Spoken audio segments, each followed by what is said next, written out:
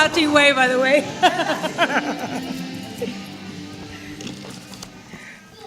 Right, the best bit of that song is actually the "Don't Look Back" bit. I try not to look back, at least not the things that make me sad.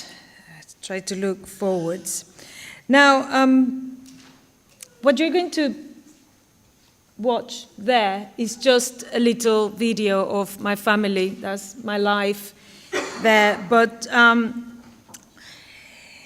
when I offered to speak today and share my experience with you, I felt confident that I could easily sit down and start writing some words that would help you in your journey, but I was wrong.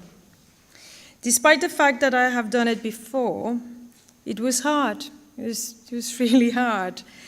And I think it is because the first time I spoke at this conference, I was partially doing it because I wanted to keep my son's memory alive. However, this time, I feel a great sense of responsibility as well as an obligation to inspire and say something that would give you the strength and determination to keep fighting. So here I am, standing once more in front of you. Can't get rid of me, you BCRT lot. Sharing my family's journey. My son Zach was diagnosed with osteosarcoma in August 2006. He was 10 years old. What followed was the standard procedure: chemotherapy, an operation on both lungs, a limb salvage operation, and more chemotherapy. After all his treatment was over, he participated in a clinical trial for interferon. After 17 months of daily injections, and he would not let me anywhere near the needles, he will do it himself, and just a few months away from possibly becoming a survivor, Zach relapsed. The cancer came back with vengeance. He had an amputation in December 2010 as a last attempt to save his life, but he died 4 months later. Zach passed away peacefully in his sleep at 12:35 a.m. on Sunday, the 17th of April, 2011. He was 15. The following days were filled with hectic activity. A long list of things to do and decisions to make appeared from nowhere. We were fortunate enough to have been able to approach the subject of funeral arrangements with Zach, and without spending a great deal of time talking about it, he managed, somehow, to sort it all out. The music, and especially the tone of the service. He made us laugh a lot with his ideas, making things a lot easier for us. An avid fan of all shooting video games, we only had to persuade him to change his mind once when he said that he wanted everybody in the church to have a paintball gun to fire at the coffin. I just could visualize every decoration of the church. Anyway, 15 days later, my family had flown back home. My husband had resumed work, and Nicole had gone back to school. Life, at least on the surface, had gone back to normal. There was an inevitable void, and the period of bereavement commenced. People looking from the outside can't comprehend how some of us can continue living after such tragedy. And the last thing I want to do today is to even suggest that I have the answer. But I've had time to reflect a lot over the last 3 years, and the only thing I can do is to tell you about what worked for me and my family. We all experience life in a different way, and we all find comfort and strength from different sources. My one comfort and source of strength was, and still is, Zach. When I reflect on Zach's life and try to understand what could possibly have been his purpose or his legacy, a clear picture emerges. This picture is one of a young man with determination, a great sense of fairness, positivism, loyalty, strength of character, and a great sense of humor. I have numerous examples that are a clear testimony of the great young man he became by the tender age of 15.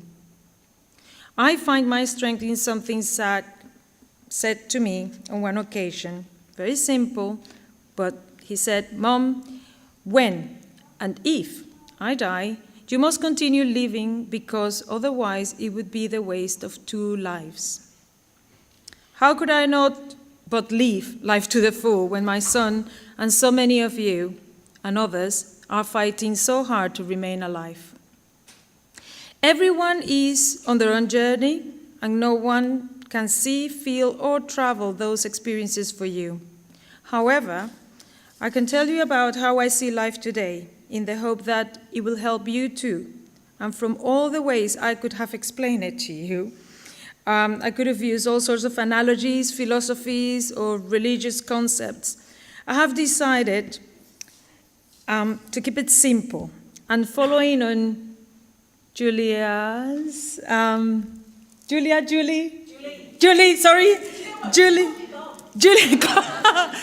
following on to Bob's, Julie, sorry. When she was talking about the BCRT needing to go on the motorway, well, my analogy is about the London Underground. So life is like traveling in the London Underground. You have to jump on the train of life, despite the fact that at times the journey might be uncomfortable. You have to jump, minding the gap, so you do not fall right in its darkness. Once you are on it, you can choose to ignore the other passengers, make conversation, or share a smile with a stranger. Zach always used to say when we were on the tube that if you smile at people whilst on the train, it made them feel good, and they smiled back. Or they would completely ignore you because they think you are very weird. Then you have various options, various lines that will take you to different destinations. You can take the Northern Line and go north, but the Northern Line also travels south, just as life has its ups and downs. You can take the Circle Line and carry on going around and around in circles forever, asking yourself, why me? Why now? What if? Or, on your path through life, you could be jumping on the Piccadilly line, which cuts straight through the heart of London, and likewise, you can soak the buzz and vibrancy of what life has to offer. Making a connection every now and again with someone in the Victoria line as they move in the same direction, and always makes me think about all those connections that we make when we are in hospitals caring for our loved ones. Or maybe, like many of here in the BCRT family, go straight to King's Cross and make multiple connections with hundreds of people by fundraising, doing your bit for the community, or sharing your experiences with complete strangers. On these journeys, there are no unproductive connections, no matter how long each one lasts. Today I know you have a fight on your hands. I have been there, but giving up, it's never been an option. Try to be determined and focused, because no one but you can decide how to tackle each and every challenge. Be fearless and tell yourself every day that you are going to win this battle. Try to be positive. Even when you are facing the worst, do not let it take that beautiful smile off your face. Try to still enjoy the little things in life, because they will help you to keep going. Some people have gone as far as saying that having cancer is a gift. Not that I wish that to anybody, but they do say that it brings families together, makes people show how much they love you and appreciate you, and that it makes you realize what is important in life. I congratulate you all for being here. You are taking steps towards your recovery by taking an active role in looking for information and support.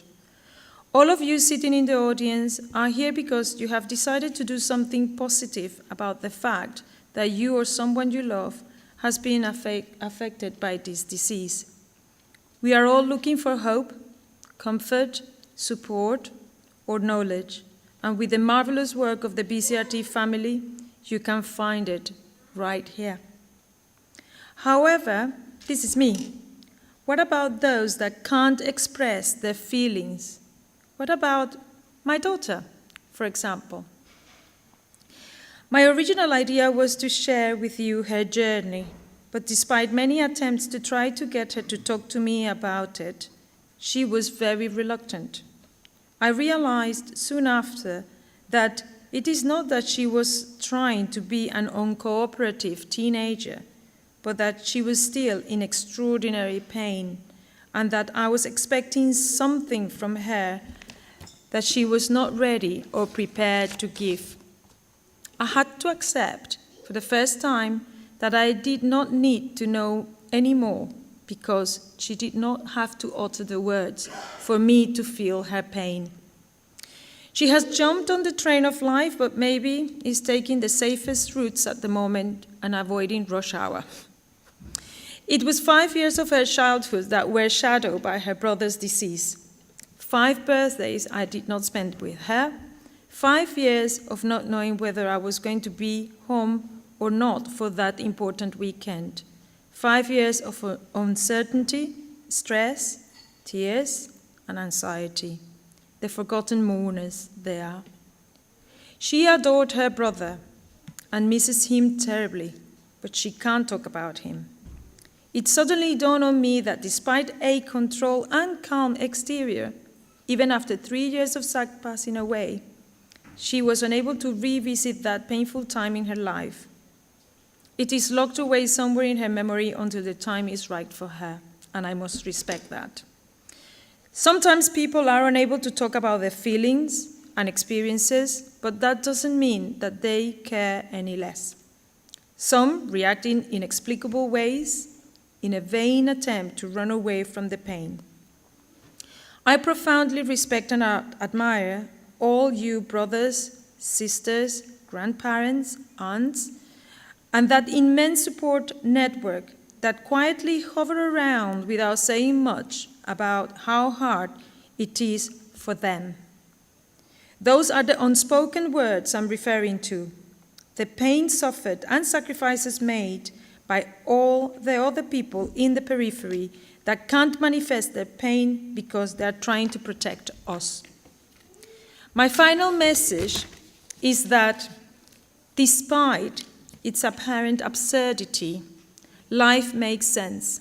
And although I recognize that life's ultimate purpose or meaning can be captured by reasoning, I am determined to continue living my life to the full, because when I hear Zach's voice inside me telling me to carry on and enjoy every minute like it was the last, is when I feel most alive and awake.